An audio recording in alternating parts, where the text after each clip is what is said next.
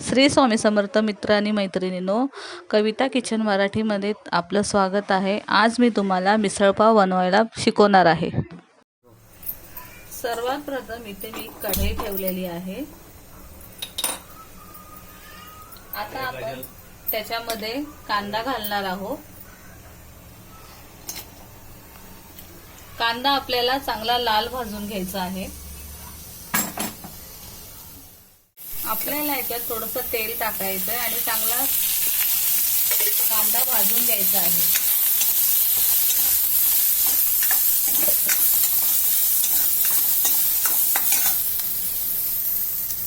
मी याच्यात सुकं खोबरं पण टाकत आहे।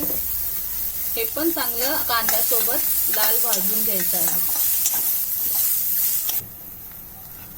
कांदा आपला आता भाजून झालेला आहे।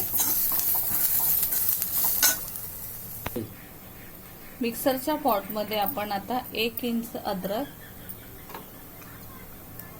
आणि थोडा लसूण घेतला आहे आणि कोथिंबीर सुद्धा घेतली आहे। भाजलेलं वाटण कांदा लसूण खोबरं हे सुद्धा आपल्याला ह्याच्यामध्ये घ्यायचं आहे।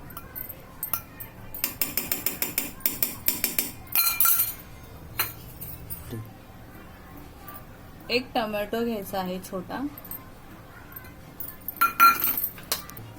हे सर्व मिश्रण आपल्याला मिक्सर मधून काढून घ्यायचं आहे। आपल्याला मटकी पण शिजून घ्यायची आहे। हळद मीठ टाकून आपल्याला 2 शिट्या द्यायच्या आहे मटकीला। 1 चम्मच तेल घालायचं आहे।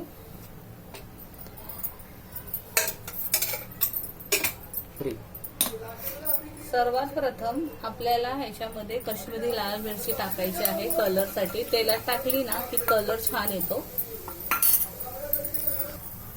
आणि हा आपण वाटलेलं वाटण ह्याच्यामध्ये घालायचं आहे।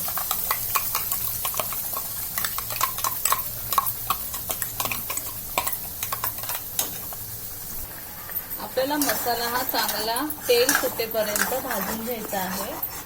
आता मी त्याच्यामध्ये अर्धा चम्मच हळद घालत आहे।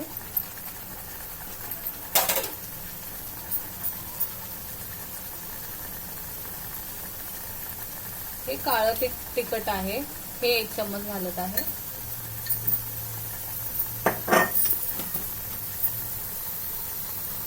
अर्धा चम्मच धनिया पावडर घालत आहे।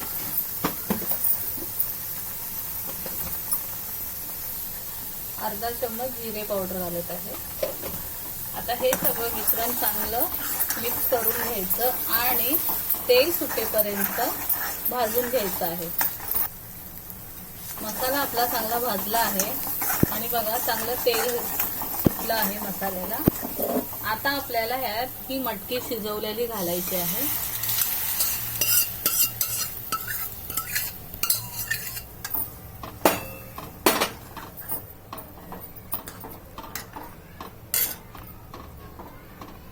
याच्यामध्ये आपल्याला पाहिजे तितकं पाणी तुम्ही घालू शकता। मिसळ पावसाठी आपल्याला थोडं पातळच पाहिजे। आता चवीप्रमाणे तुम्ही मीठ घालायचं आहे। लक्षात असू द्या आपण मटकी शिजवताना मीठ घातलं आहे। आता आपल्या भाजीला चांगली उकळी आली आहे। त्यात आता आपण थोडीशी कोथिंबीर बारीक चिरून घालायची आहे।